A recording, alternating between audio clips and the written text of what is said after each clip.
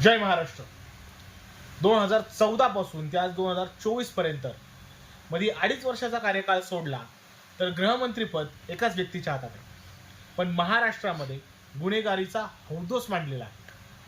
बीड परभणीतले तर उदाहरणं आहेतच, पण त्यासोबत स्थानिक पातळीवर जी गुन्हेगारी वाढली ती जास्त धोक्याची आहे. आज सर्वसामान्याचं जगणं देखील मुश्किल झालेलं आहे. आमच्या पुण्यामध्ये, ज्या पुण्याला विद्येचं माहेरघर म्हटलं जातं, त्या पुण्यामध्ये जुगारीचे, गांजाचे, दारूचे अवैध धंदे खुलेआमपणे चालू आहेत आणि त्यांना प्रश्न विचारणारे देखील कोणी नाहीये.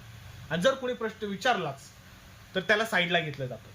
ही वस्तुस्थिती, ही अतिशयोक्ती नाहीये आणि हे प्रत्येकाला माहिती आहे. पण यावर वचक कुणाचाच नाही.